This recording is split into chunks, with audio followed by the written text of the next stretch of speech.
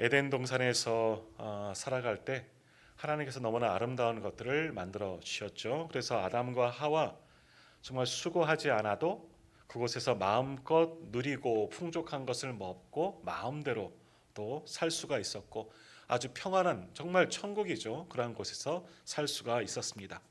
자, 그런데 그들이 하나님과 언약을 파기하고 선악과를 따먹고 이제 에덴 동산에서 쫓겨나고 세상 가운데로 이제 나아가게 되어지는데, 그들에게 주어진 게 뭐냐? 일을 시작했습니다. 일을 시작했습니다. 어떤 일을 했습니까? 남자는 평생 노동을 하는 것이죠. 그래서 집 밖에서 수고로이 일을 해야지만 또 가정을 살릴 수가 있는 거죠. 아내와 자녀들을 돌볼 수 있는 거죠. 일을 할 수 있는, 평생 수고하도록 일하는 수고를 남자들에게 주셨고, 또 여자들은 아이를 낳고 또 가족을 돌보는 그런 가사 일을 하는 것을 하나님께서 주셨다라는 거죠. 물론 뱀은 기어다니는 것, 평생 기어다닐 것이다, 그랬지만 우리 사람에게 주는 어찌 보면 벌이라고 할 수 있죠. 에덴 동산에서 하나님의 언약을 파기한, 그래서 에덴 동산 쫓겨난 이후에는 우리가 일을 하기 시작했다는 겁니다. 에덴 동산에 일을 안 했느냐? 안 했죠. 하나님이 주신 곳에서 마음껏 그것을 누리면서 정말 살아왔지만, 그러나 범죄한 이후에는 범죄의 결과로 우리가 일을 하게 되었다 하는 겁니다. 그래서 어찌 보면 일이라는 것은, 우리가 일할 수밖에 없는 것은 이게 하나님의 징계이구나라고 생각을 할 수도 있다는 겁니다. 일하는 거 참 힘들잖아요. 오늘도 우리 성도님들 열심히 삶의 자리에서 수고하며 또 가정에서든 나의 삶의 터전에서 일하지 않고 온 분은 아무도 없습니다. 다 일하다가 오늘 예배하러 온 것이죠. 그렇기 때문에 어찌 보면 아담 이후로 우리 모두는 다 일하게 되었는데, 일 때문에 이게 하나님의 형벌이구나, 하나님의 징계구나, 그렇게 생각하고 일하는 것을, 또는 그렇게까지 많이 생각해 보진 않았을 터이겠지만, 일하는 것을 어찌 보면 하나님께서 우리에게 주신 징계이다라고 생각할 수도 있다 하는 겁니다. 자, 그러나 창세기 그 당시의 말씀에 봐도 사실 하나님이 우리에게 일을 주셨는데 이 일은 형벌이 아니라는 것을 알 수 있습니다. 어디를 봐도, 성경 창세기를 봐도 창세기 3장에 에덴 동산에 쫓겨난 그런 이야기가 있지만, 일이 형벌이다 하는 말씀은, 그런 단어는 기록되어지지 않다라는 거죠. 그 이후로도 우리가 하는 모든 일들이 하나님의 형벌이다 하는 말씀은 어디에도, 성경에도 기록되어지지 않다라는 겁니다. 자, 그러면 하나님께서 주신 이것은 형벌이냐 아니면 이건 징계냐, 고민하는 경우가 있습니다. 왜 이게 형벌일 수도 있고 징계일 수도 있는 것이 아니냐라고 생각해 볼 수 있죠. 죄로 인한 결과, 거기에서 일이라는 것이 우리에게 찾아왔기 때문에 이게 하나님의 정말 형벌이고 징계가 아니냐 생각할 수 있겠지만, 그러나 하나님은 하나님의 자녀들에게 형벌을 내리지는 않는다는 겁니다. 반면에 징계를 주신다는 거죠. 비슷한 것 같지만 의미가 다르다는 겁니다. 형벌은 뭐냐? 형벌은 하나님을 부정하는 자들에게 주시는 벌이라고 하는 거죠. 그러니까 형벌은 심판의 행위라고 할 수 있는 거죠. 심판입니다. 형벌은 심판입니다. 예를 들어서 소돔과 고모라에 하나님께서 심판을 내리신 것은 그게 바로 형벌이다. 폐역한 자, 하나님을 부정하고 하나님을 부인하는 자들에게 주시는 것은 형벌이다라는 겁니다. 벌입니다. 심판인 거죠. 그러나 하나님의 자녀들에게 주시는 것은 징계, 이것은 사랑의 행위이다라는 겁니다. 우리도 마찬가지로 우리 자녀들을 징계합니다. 우리 아이들을 잘 되라고 미워서 징계하는 사람들은 없죠. 부모는 없습니다. 자녀들이 잘 되라고 사랑의 매를 들고 훈계하는 거죠. 이거는 형벌이 아니고 징계라는 거죠. 그 징계를 통해서 깨닫게 하고 돌아오게 하려고, 바른 길로 인도하려고 징계를 주신다는 겁니다. 형벌과 징계 둘 다 고난이죠. 우리에게 벌처럼 다가오지만 의미는 전혀 틀리다는 겁니다. 하나님을 부정하고 믿지 않는 자들에게 주어지는 건 형벌, 하나님을 믿고 하나님을 사랑하는 자들에게 주시는 것은 징계, 엄연히 틀리다는 거죠. 우리의 입장에서는 똑같이 벌로 느껴지게 되겠지만, 그러나 전혀 차원이 틀려진다 하는 겁니다. 그러니까 오늘 때로는 우리가 고난 가운데 있는 것은 하나님의 형벌이 아니라 뭐라고요? 하나님의 징계. 왜? 이것을 통해서 또는 깨닫게 하려고, 또 하나는 우리의 믿음을 자라나게 하려고 그렇게 내리신 것이 징계이다라는 겁니다. 그래서 히브리서 12장 7절 이하에 보면 이런 말씀이 있습니다. 제가 한번 읽겠습니다. 히브리서 7장 하반절에서 10절까지의 말씀인데요. 하나님이 아들과 같이 너희를 대우하시나니 어찌 아버지가 징계하지 않는 아들이 있으리요. 징계는 다 받는 것이거늘 너희에게 없으면 사생자요 친아들이 아니니라. 또 우리 육신의 아버지가 우리를 징계하여도 공경하였거든 하물며 너희 영의 아버지께 더욱 복종하며 살려하지 않겠느냐. 그들은 잠시 자기의 뜻대로 우리를 징계하거니와 오직 하나님은 우리 유익을 위하여 그 거룩하심에 참여하게 하시느니라 라고 말씀합니다. 우리를 징계하시는 것은 사랑하시기 때문에, 아버지가 부모가 자녀들을 징계하는 것처럼 사랑하기 때문에 교훈하고 책망해서 바른 길로 가게 하게 만들려고, 온전한 사람 되게 하려고 징계하는 것처럼 영의 아버지이신 우리 하나님 아버지도 때로는 우리 살아가는 우리를 위해서 징계하신다라는 겁니다. 아까 읽었던 히브리서 마지막 말씀처럼 하나님은 우리의 유익을 위하여, 우리가 잘 되게 하시기 위해서, 하나님의 백성답게 살아가기 위해서 이렇게 징계하신다라는 겁니다. 그러니까 우리가 주어진 모든 생업, 이것은 어찌 보면 은혜입니다. 하나님의 형벌이 아니고 우리가 일하는 것도 축복이고 은혜일 수가 있다는 거죠. 그래서 우리는 이 일을 통해서 무엇을 해야 하느냐, 오늘 이제 그 말씀을 우리가 함께 나눌 터인데, 우리가 일을 할 때 어떻게 해야 하느냐라는 겁니다. 일을 할 때에도 내 유익을 위해서 하는 것이 아니라 정말 하나님께서 나에게 주신 것 가운데 또 열심히 생업에서도 정말 헌신하고 수고할 수 있어야 한다 하는 거죠.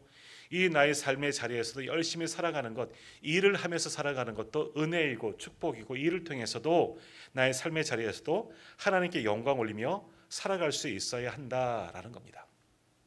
자, 우리가 그리스도인입니다.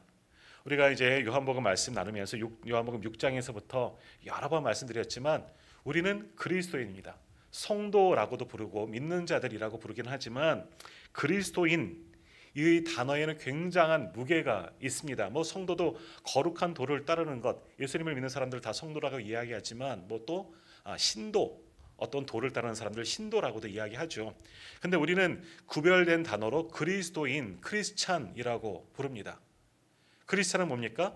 주님을 따르는 사람, 그리스도를 따르는 사람이 그리스도인, 크리스찬이라고 불려지는데, 우리가 그리스도인, 크리스찬 됨을 증거하는 곳은 어디 있느냐, 어디서 증거할 수 있느냐라는 거죠. 교회에서, 예배당에서, 예배하면서? 그건 당연한 거죠. 교회에 누가 오겠습니까?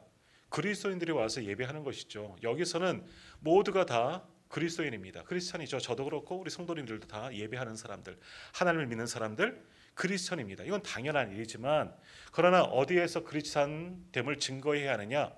주님이 뭐라고 말씀하셨죠? 다른 말로 하면 세상의 빛과 소금이 되라고 하셨습니다. 교회 안에서, 성도들 사이에서 빛과 소금의 역할을 감당하는 것이 아니라 어디에서? 세상에서 빛과 소금으로 살아가는 것, 그것이 주님을 따르는 사람들의 모습이 되어져야 한다라고 말씀하셨다는 거죠. 그러니까 우리가 그리스도인임을, 크리스찬임을 증거하는 곳은 어디여야 하느냐? 교회가 아니에요. 교회는 당연히 그리스도인들이 다 오는 거예요. 그리스도인들이 다 있는 거예요. 물론 처음 한번 교회라는 곳에 가볼까? 한번 가볼까? 예배 드려볼까? 하는 사람들도 있겠지만, 여기서 예배하는 모든 이들은 다 그리스도인입니다. 예수님을 따르기 위해 예배하는 것 아니겠습니까? 여기서 증거할 필요는 없어요. 옆에 계신 성도님에게 나 그리스도인입니다, 나 그리스탄입니다, 왜 그러지? 갑자기? 그럴 거예요. 당연하니까 그러잖아요. 저 그리스도인이에요, 저는 목사잖아요. 근데 성도님들에게 앞에서 저는 그리스도인입니다 라고 말하면 당연한 걸 왜 말하지? 아마 다 그러실 거예요. 그래요, 우리는 다 그리스도인이에요. 여기서 증명할 필요는 없어요. 너도 나도 다 그리스도인이기 때문에. 그러나 나의 그리스도인 된 것을 증명하는 것은 어디여야 하느냐? 어디요? 세상, 우리가 살아가고 있는 삶의 자리에서 내가 그리스도인임을 증거하며 우리는 살아가야 한다라는 겁니다.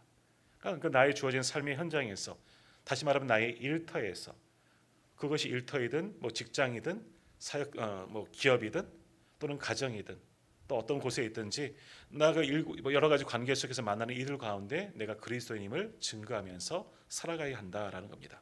왜 그러느냐? 일주일은 7일로 되어져 있습니다. 7일, 우리는 하루, 일요일 주님이 부활하신 날, 지난주 부활주일이었죠. 그날 이후로 우리는 주일을 지킵니다. 주님의 날 거룩하게 예배드립니다. 우리 그리스도인들은 그날 온전히 주님께 예배하고 이른 아침부터 오후 늦은 시간까지 교회 안에서 예배하고 봉사하며 헌신하고 수고합니다. 그리고 집으로 돌아가고 그 이후로는 세상에서 나의 삶의 터전에서 살아갑니다. 물론 매일마다 새벽 예배하시고 또 오늘 수요일 오신 분들은 또 삶의 자리에서 있다가 또다시 교회로 오지만 교회에서 사는 삶보다는 한 주간의 모든 삶은 6일간의 삶은 대부분 나의 삶의 자리에서 살아간다 하는 겁니다. 그러니까 우리가 7분의 1은 교회에서 있고 7분의 6은 세상 속에서 살아간다는 거죠. 퍼센트란 86%를 우리 인생의 86%를 세상 속에서 살아갑니다. 그러니까 바꾸어 말하면 특별히 저와 같은 이제 목회자 외에는 대부분의 삶은 세상 속입니다. 세상에 내가 살아가는 곳이다 하는 겁니다. 여기서 말하는 세상은 뭐 악한 곳이라고 표현하는 게 아니에요. 그저 우리가 살아가는 삶의 자리인 거죠. 자, 그러면 그 삶의 자리에서 어떻게 살아가야 하느냐라는 거죠. 내게 주어진 모든 삶의 자리에서 우리도 일을 하면서 다른 사람과 똑같이 생업의 현장 가운데 또는 가정에서 내가 머무는 모든 곳에서 뭐 취미생활하면 그곳에서도 살아가지만 그 현장 속에서 우리는 어떻게 살아가야 하느냐? 세상 사람들처럼 살아가는 것이 아니라 어떻게? 그리스도인답게 살아가야 한다라는 겁니다. 교회에서만이 아니라 일주일에 하루 교회 안에서 그리스도인답게 온전히 예배해야죠. 그러나 그 받은 모습으로 그 모습 그대로 나머지 6일 동안도 그렇게 살아갈 수 있는 것이 진정한 그리스도인의 모습이 되어져야 한다라는 겁니다. 그러기 위해서는 어떻게 합니까? 나의 일터에서도 그리스도인답게 살아가야 합니다. 나의 삶의 터전 모든 곳에서 내가 만나는 모든 사람들 가운데 교회에서처럼 그렇게 살아가야 한다는 거죠. 오늘 오신 대부분의 성도님들은 중직자이고 또 교회에서 여러 가지 직분을 맡고 봉사하시고 헌신하신 분들이 대부분이지 않습니까? 오셔서 주일날 그저 앉아 계시다가 돌아가는 분은 여기 계신 분들은 한 명도 없을 거예요. 대부분 와서 여러 가지 모양으로 봉사하시고 예배위원으로 안내위원으로 차량으로 뭐 주방으로 또는 교사로 찬양대로 등등등등 다 한두 가지씩 다 봉사하고 계십니다. 그러면 그 모습 그대로 나의 삶의 자리에서도 똑같이 살아가라는 겁니다. 나의 일터에서도 사람을 대할 때 그들에게 교회에서 하듯, 교회에서 하는 것은 뭐예요? 죽게 하듯 하는 거잖아요. 내가 주일날 봉사하는 것은 누구 잘 섬기려고 누구에게 잘 보이려고 하는 것이 아니라 누구에게 하듯? 하나님께 죽게 하듯 했다면 나의 삶의 자리에서도 죽게 하듯 하면서 살아간다는 거죠. 삶의 자리에서 우리 아브라함 같은 경우는 하나님을 만났잖아요. 밖에 나가 있다가 오는 사람들을 보고 하나님을 알아보고 만났죠. 손님을 청하다가 하나님의 사람들 만난 거잖아요. 언제 우리 삶의 자리에 나의 삶의 자리, 나의 일터로 주님이 오실지 모르거든요. 그 자리에서 똑같이 사람들을 대하고 모든 일터에서 일을 할 때에도 마찬가지로 하나님 앞에 하듯 내게 맡겨진 생업의 현장이지만 일을 할 때에도 무엇을 하든지 하나님께 하듯 사람들과 관계 속에서도 죽게 하듯 그렇게 살아가는 것이 우리 그리스도인의 모습이 되어져야 한다라는 겁니다. 그러니까 우리가 예배자로 산다는 것은 뭡니까? 나의 삶의 자리에서 성경책을 늘 붙들면서 하나님 찬송하면서 남들이 있건 말건 찬송하고 성경 읽고 나 지금 예배 중에 잠깐만 기다려주세요 하는 것이 아니라 교회에서 주님께 하듯 나의 삶의 자리에서 나의 일터에서 내가 살아가는 모든 공간에서 하나님께 하듯 죽게 하듯 그렇게 살아가는 것이 예배자로 살아가는 것이다 라는 겁니다. 자, 우리가 교회로 다시 한번 생각해 보면 우리가 교회에서 여러 가지 봉사하는 것은 때로는 우리가 교회에서 봉사하다가 또는 헌신하다가 시험 드는 경우도 있어요. 왜 그러느냐? 죽게 하듯 하는 것이 아니라 하나님께 드리려고 하는 것이 아니라 내 일을 하다 보면 사람에게 보이려고 하다 보면 거기서 시험 드는 거지 주의 일을 하다가 사실 시험 들 일이 없습니다. 그렇죠. 하나님의 거룩한 일을 하는 건데 내 것도 아니고 하나님께서 맡겨주신 일을 하는 건데 그것이 은혜이죠. 내가 이것을 하는 것도 얼마나 은혜입니까? 나 같은 사람 불러주셔서 저와 같은 사람을 불러주셔서 이 강단에서 설교할 수 있게 하시는 것, 찬양하게 하시는 것도 하나님의 은혜이죠. 부르시고 직분 주셨으니까 하는 게 얼마나 감사하고 귀한 일입니까? 근데 저도 그래요. 한국 교회는 왜 이렇게 예배가 많아? 물론 제가 다른 나라 가서 사역해 본 적은 없지만 뭐 들어보면 외국에서 목회하시는 목사님들 뭐 주중에 한 번도 예배하지 않고 탱자탱자 놀다가 주일만 와서 설교 한번 딱 하고 끝나는데 우리는 한국교회 목사님들은 뭐 새벽부터 맨날 예배 준비하고 말씀 준비하고 막 말씀의 홍수 속에 살고 저희 이제 동기들 또는 후배 목사님들 담임 나가면 제일 먼저 하는 게 목사 형님 설교가 너무 많아요. 부목사만 하다가 한 달에 한 목쯤 설교하다가 너무 힘들다고. 이제 그게 제일 먼저 나오는 이야기거든요. 자, 그렇잖아요. 그러나 우리는 어떻습니까? 이것도 은혜인 거죠. 교회에서 무엇을 하든 하나님께서 우리에게 맡겨주신 것은, 하나님의 거룩한 일에 우리를 끼워주신 것은 얼마나 큰 은혜입니까? 내가 무엇이간데, 나와 같은 자가 뭔데 감히 하나님의 거룩한 일에 내가 사용되어지는 것, 얼마나 그것이 큰 은혜입니까? 그 마음으로 교회에서 섬기면 얼마나 기쁨이 넘치겠습니까? 주여, 나를, 우리 성도들을 섬길 수 있도록 차량 봉사해 주게 만드신 것 얼마나 은혜입니까? 안전하게 붙들어 주옵소서. 이곳에 많은 사람들이 타게 하시고 즐겁게 예배할 수 있도록, 성전에 오를 수 있도록 이 운전대를, 이 차량을 붙들어 주십시오. 안내하면서 오늘 제가 나와 같은 사람들이, 나처럼 못난 사람도 안내를 시켜주셔서 성도를 맞이하게 하시니 얼마나 감사합니까?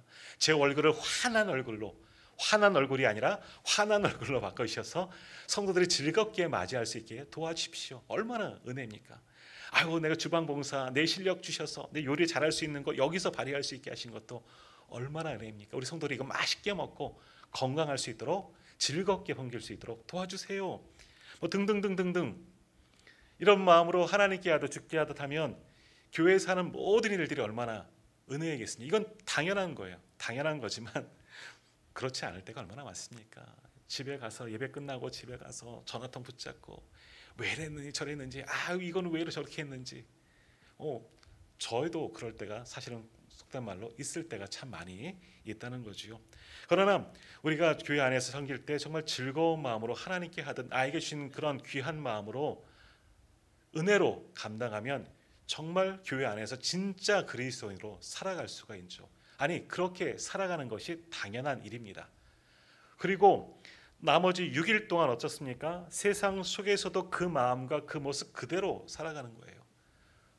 사람과의 관계 속에서도 우리 사업장에 누군가 손님이 오거나 누군가를 만날 때도 죽게 하듯, 때로는 어렵고 힘든 말이 있어도, 저도 말로는 이렇게 하지만 참 힘들어요. 사실은 그렇죠.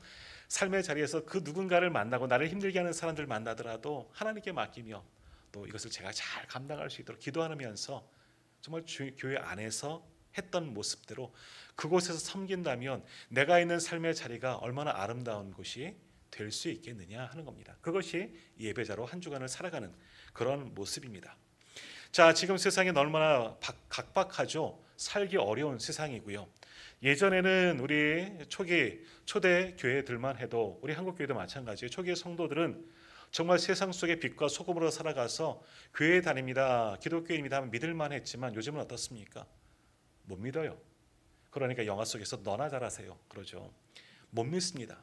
교회 다닌다고 해도, 요즘에 목회자라고 해도, 요즘에 목사 이미지가 얼마나 전땡땡 때문에 나빠졌는지 아무튼 그래요. 이미지가 안 좋아요. 목사라도 믿을 것도 없고 가짜 목사도 굉장히 많고 그러잖아요. 좋지 않습니다.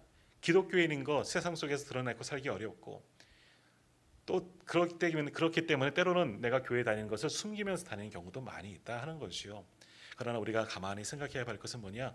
나의 삶의 자리에서도, 나의 일터 그 현장 속에서도 내가 그리스도임을 당당하고 자신 있게 보여줄 수 있어야 하고, 그러기 위해서는 거기에서도 누구에게 하듯, 주께 하듯, 하나님께 하듯 주를 섬기듯이 온전히 섬기면, 최선을 다하면 그 속에서 우리는 빛과 소금이 되어지고 우리가 살아가는 모든 것이 하나님의 은혜로 가득 찬 하나님의 나라가 될 수가 있다는 겁니다. 물론 나의 삶의 자리에서 그 가운데 열심히 또 복음을 전해야죠. 만나는 사람들과의 관계 속에서도 열심히 복음을 전해야죠.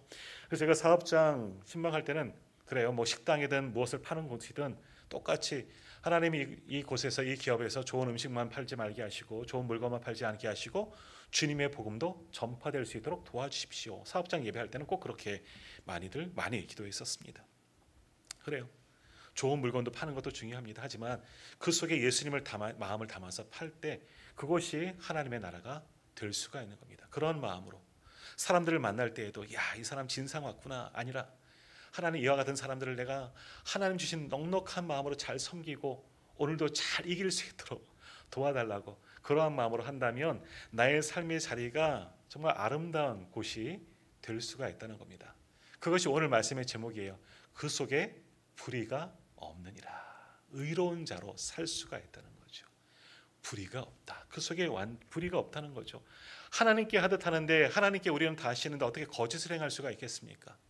그러니까 나의 삶의 자리에서 죽게 하듯 하면 내 속에 정말 불의가 없고 아름다운 곳으로 만들 수가 있다는 겁니다. 반대로 우리가 사는 세상이 이렇게 각박하고 어려운 이유가 뭐냐?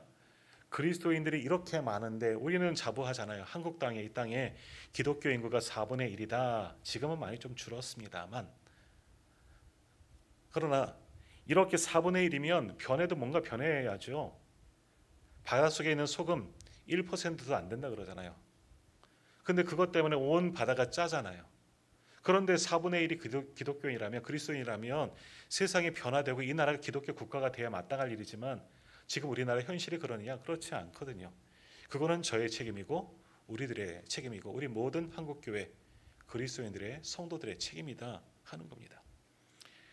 온통 거짓과 불의가 가득하게 되어버린 것은 우리 그리스도인들도 세상에서 그렇게 살지 못하였기 때문이다라고 말할 수가 있는 겁니다.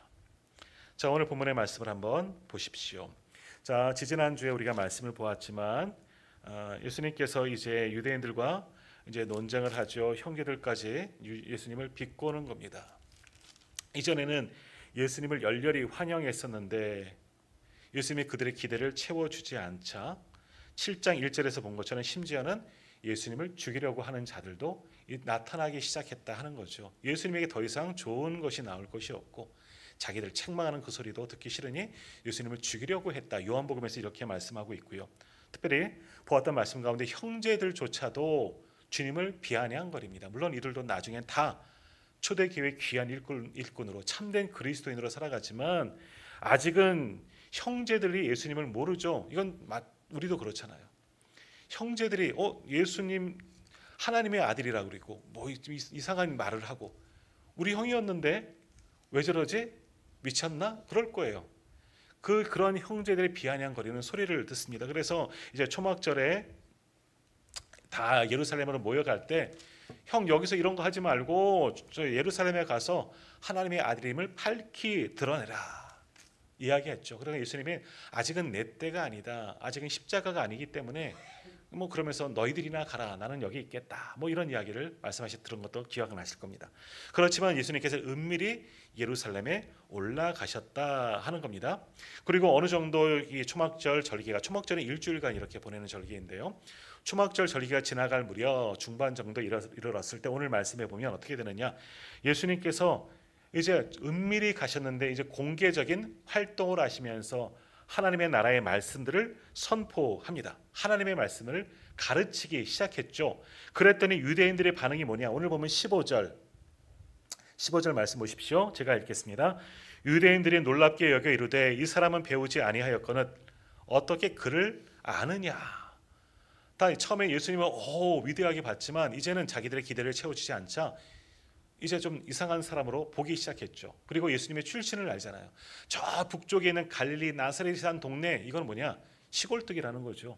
가난한 촌동네 저 시골 구석에서 좀 배움도 없고 가난하고 아무것도 알지 못하는 자라는 걸 다 알고 있습니다. 예수님이 나사렛이라는 사람이라는 것을 알고 있기 때문에 지난주 우리 오해 영화를 볼 때에도 빌라도와 그 가상의 인물로 한 그 호민관이라는 영화의 주인공이 나온 거죠. 호민관이 예수님을 부를 때 뭐라 그러죠?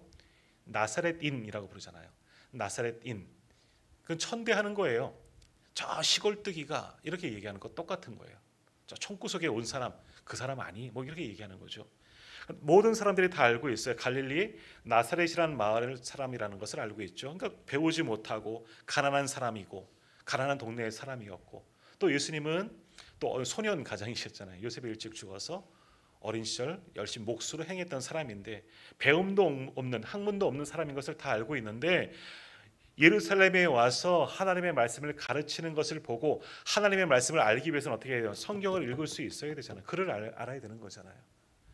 그러니 이야기하는 거죠. 사람들이 놀랍게 여기며 이 사람은 배우지 아니하였거늘 어떻게 알고 글을 알고 성경을 알고 이렇게 하나님의 말씀을 풀이하고 해석하고 설명할 수 있느냐. 놀랍게 여기게 되었다. 글을 알게 되는 것을 이상하게 여겼다는 거죠.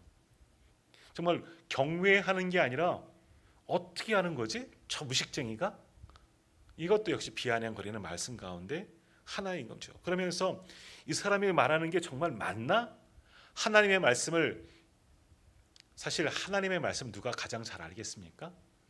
학교에서, 신학교에서 배운 제가 하나님의 말씀을 잘 알까? 예수님이 잘 알까요? 당연히 하죠. 예수님이 훨씬 더 잘 아시죠. 배워야 합니까? 하나님의 본체시니 당연한 거죠. 제가 많이 성경을 안다 해도 얼마나 알겠습니까? 당연한 거예요. 근데 이 유대인들은요, 예수님의 말씀, 예수님이 누군지도 모르기 때문에 이가 전한 이가, 그가 전한 말씀이 정말 하나님의 말씀인가? 아니, 그 말씀 자체로도 인정할 수가 없는 거죠. 그의 가르침을 믿지 못하고 인정하지 않으려고 하는 거죠. 권세 있는 말씀이긴 하지만 그것을 인정하지 않으려고 이런 말을 하는 겁니다. 이 사람은 배우지 아니하였거늘 어떻게 글을 하느냐? 저 무식쟁이가 하는 것 어떻게 믿을 수 있겠느냐? 뭐 이렇게 비아냥거리는 말이라 할 수가 있는 겁니다. 그래서 그들을 향해서 주님이 말씀하십니다. 16절 17절 한번 보십시오. 16절과 17절입니다. 예수께서 대답하여 이르시되 내 교훈은 내 것이 아니요 나를 보내신 이의 것이니라. 사람이 하나님의 뜻을 행하려 하면 이 교훈이 하나님께로부터 왔는지 내가 스스로 말함인지 알리라 라고 말씀합니다. 예수님의 말씀은 뭐예요? 내가 지금 선포한 말씀은 내가 하는 말이 아니라 하나님이 주신 말씀을 나는 그대로 할 뿐이다. 우리가 요한복음 6장에서도 보았던 것처럼 주님의 일은 뭐예요? 주님이 무슨 일 하셨다고요? 자기 일이 아니라 하나님의 일을 하셨다고 말해요. 나는 하나님의 뜻을 가지고 이 땅에 왔고 하나님이 하실 일만, 하나님이 시키신 일만 할 뿐이다. 계속해서 그 말씀만 하셨잖아요. 오병이어 사건은 조금이고 나머지 논쟁들은 뭐예요? 나는 하나님의 뜻을 가지고 하나님의 일을 하려고 이 땅 가운데 왔다. 그러니까 사람들은 그것을 듣지 아니하고 기적만 보잖아요. 얻을 유익만 보았잖아요. 그래서 그들에게 계속해서 말씀하시기를 나는 하나님의 일을 해, 하나님의 일은 생명을 살리는 것이야. 아무리 말해도 듣지 않습니다. 소용이 없습니다. 그러다가 자기에게 떨어지는 것이 없으니 엉뚱한 이야기를 하는 예수님을 싫어하고 심지어는 예수님을 죽이려고 했다. 여기까지 오게 된 거죠. 지금도 그 말씀을 하는 겁니다. 내 교훈은, 내가 말씀하고 있는 하나님 말씀은 내게 아니다. 내가 새롭게 하는 것이 아니라 하나님이 내게 주신 것이다. 나를 보내신 이의 것, 하나님 아버지의 것이라는 거죠. 나는 다른 말씀하는 것이 아니고 나를 보내신 하나님 아버지의 말씀만을 전할 뿐이다. 또 너희가 이 말씀을 온전히 듣는 사람이라면 나를 보내신 분 하나님 아버지의 말씀이구나. 너희도 결국은 알게 될 것이다. 이 말씀을 하는 겁니다. 그러니까 뭐예요? 하나님을 믿지 않기 때문에 유대인들은 하나님을 믿는다고 하는 자들이잖아요. 지금 초막절에 왜 모였습니까? 하나님의 성일, 하나님의 구원의 의미를 돌아보면서 이스라엘 백성들 광야에서 초막을 짓고 생활하던 것을 생각하면서 초막절 절기를 지키는 것이고, 초막절의 또 하나는 의미는 뭡니까? 하나님께서 복 주셔서 추수감사, 곡식을 창고에 저장하고 은혜 가운데 하나님의 은혜를 감사하며 드리는 절기, 초막절이에요. 그 초막절을 하나님 앞에 지키려고 예루살렘에 모였습니다. 하나님을 섬긴다고 하나님의 은혜를 생각하고자 모였지만 모인 이들이 정말 하나님을 섬기는 이들이냐? 아니라는 거죠. 아니라는 거죠. 문의는 겉으로는 하나님을 섬기는 하나님의 백성이라 그들은 자부하고 있지만 그들의 중심은 아니었다는 거죠. 왜? 주님의 이 말씀 속에서 보면 하나님을 섬기는 자들이라면 하나님의 말씀을, 나를 보내신 예수 그리스도 통해서 하나님의 말씀이 선포되어지면 하나님의 말씀이구나, 이분은 하나님이 보내셨구나 깨달을 터인데 그 말씀을 들으려고 하지 않고 인정하지 않고 들어도 알지 못하니 이들은 하나님을 아는 사람이라, 아니 믿는 사람이라 할 수가 없다. 하나님의 뜻대로 살지 않는 자들, 하나님과는 전혀 상관없는 자들이구나. 바로 그것이 주님의 말씀이다라는 겁니다. 자, 우리도 마찬가지예요. 우리의 삶의 자리에서 처음에 일에 대한 이야기 했습니다. 우리가 세상 속에서 죽게 하듯 하며 살아가라고 말씀드렸습니다. 우리가 정말 예수를 믿는 사람들이라면 교회 안에선 다 예배하니까 알 수 없습니다. 다 봉사하고 헌신하기 때문에 알 수 없죠. 그들의 속마음, 내가 중심으로 일하는지 또는 뭐 당연히 내가 지금 이 당번이기 때문에 하는지 아니면 열심을 다해서 아니면 무언가 잘 보이기 위해서 하는지 우리는 서로는 알 수 없지만 여튼 주일은 그렇게 섬겼습니다. 예배했습니다. 그러나 삶의 자리에 돌아가서 참된 성도라면 나의 삶의 자리에서도 죽게 하듯 사람들과의 관계 속에서 어떠한 일을 하든지 무엇을 행하든지 죽게 하듯 하면 내 속에 불의가 없느니라. 그 속에 불의가 없느니라. 나의 삶의 자리가 하나님의 나라로 변화되어지고 바꿔지고 우리를 통해서 세상 사람들이 하나님을 보게 되고 말씀을 보게 되고 듣게 되고 그래서 우리를 통해서 가만히 있어도 전도가 되어지고 많은 사람들이 예수를 만나고 죽게 돌아오고 교회가 부흥하게 될 터인데 반대로 이야기하면 오늘 이 유대인들처럼 오늘도 우리의 삶의 자리에서도 말씀을 전하는 저도 그렇고 우리들도 그렇고 이 땅의 그리스도인도 마찬가지예요. 그리스도인이라고 성도라고 자부하지만 그리스도인답게 세상 속에서 살지 않기 때문에 살지 못하기 때문에 세상이 조금도 달라지지 아니하고 이렇게 불비가 가득하고 불법이 넘쳐나고 거짓이 행하고 믿을 수 없는 세상에 되어진 것은 결국 세상 탓이 아니고 누구 탓? 우리 탓이라는 거죠. 우리가 잘못 믿었구나. 우리가 온전히 믿지 않고 참된 그리스도인으로 살아가지 않고 있구나. 오늘 우리가 말씀을 묵상하고 있지만 오늘 예수님께 비판받고 있는 책망받고 있는 이 유대인들 그 모습이 바로 우리들의 모습이었구나 라는 겁니다. 저의 모습입니다. 말씀을 전하고 있지만 말씀을 전하면서 참 부끄럽지요. 저도 그렇게 살고 있지 못하기 때문에. 주님은 분명히 우리에게 말씀합니다. 삶 속에서도 나의 삶의 자리에서도 세상의 빛과 소금으로 살아가야 한다. 분명히 말씀하십니다. 오늘 보면 18절도 말씀하시죠. 18절은 우리 한번 같이 읽어보도록 하겠습니다. 18절 말씀입니다. 스스로 말하는 자는 자기 영광만 구하되 보내신 이의 영광을 구하는 자는 참되니 그 속에 불의가 없느니라. 아멘. 스스로 말하는 자. 예수님도 스스로 말하는 게 아니시라고 그랬잖아요. 하나님 아버지의 보내신 분의 말씀을 전할 뿐이고 그러므로 마찬가지 우리도 마찬가지예요. 내 뜻대로 살아가는 것이 아니라 삶의 자리에서 하나님의 뜻대로 살아가면 하나님께 영광을 올려드리는 자가 되는 것이고 그러한 자들의 속에는 불의가 없다. 거짓이 없고 진실된 하나님의 사람이다. 참된 그리스도인이다 라고 말하는 겁니다. 주님이 그렇게 말씀하셨습니다. 오늘 이 말씀 우리 마음판에 새겨야 합니다. 우리 속에 불의가 없어야 하죠. 참된 그리스도인의 모습으로 우리는 살아가야 합니다. 나의 삶의 자리 모든 곳에서 죽게 하듯 하나님 앞에 부끄럽지 않은 성도로서 살아가면 우리가 살아가는 모든 공간이 나의 삶의 자리가 가정이 직장이 내 일터가 내가 만나는 모든 사람과의 관계 속에 하나님의 나라가 되는 것이고 하나님의 사람들이 되는 것이고 그것이 교회가 되는 것이고 그곳 살아가는 모든 것이 예배자의 삶을 살아갈 수가 있다 하는 겁니다. 베드로전서 2장 5절에 보면 이런 말씀이 있습니다. 너희도 산돌같이 신령한 집으로 세워지고 예수 그리스도로 말미암아 하나님이 기쁘게 받으실 신령한 제사를 드릴 거룩한 제사장이 될지니라 라고 말씀합니다. 거룩한 제사장이 될지니라. 이건 목회자들에게 주시는 말씀이 아니라 모든 성도들에게 모든 그리스도인들에게 주시는 말씀입니다. 예수 그리스도로 말미암아 하나님이 기쁘게 받으실 신령한 제사를 드릴 거룩한 말씀이 안 돼. 거룩한 제사장이 될지니라. 거룩한 제사장이 되라라고 우리에게 말씀하셨다는 거죠. 특별히 우리 장로교는요. 칼빈 이후로 칼빈의 주장대로 만민 제사장을 가지고 있습니다. 우리는 만민 모두가 다 제사장입니다. 목회자인 저도 예배하는 우리 성도님들도 다 제사장이라는 거죠. 제사장이라는 것은 뭡니까? 하나님께 예배를 주관하는 자가 제사장이고 백성들의 죄를 중보하는 자죠. 그들을 위해 중보하는 것이 제사장의 역할입니다. 그렇죠? 자, 근데 제사장의 역할, 우리가 제사장이 되었다는 것은 우리가 성직자가 되었다, 목회자가 되었다라고 그렇게 생각할 수도 있지만 이것과는 조금은 다른 이야기라고 할 수 있죠. 물론 엄밀히 보면 좀 비슷한 경우가 있지만 조금은 다른 이유입니다. 모두 다 제사장이다. 아니 목회자만 제사장이라 하는 것도 완전히 맞다고 할 수는 없고요. 그렇다고 우리 모두가 다 목회자이다, 성직자이다 하는 것은 또 맞다고 아니다라고도 할 수 없고 맞다고도 할 수 없습니다. 그러나 중요한 것은 뭐냐? 하나님께서도 우리를 제사장으로 삼으셨다는 겁니다. 어디에서가 중요한 거죠.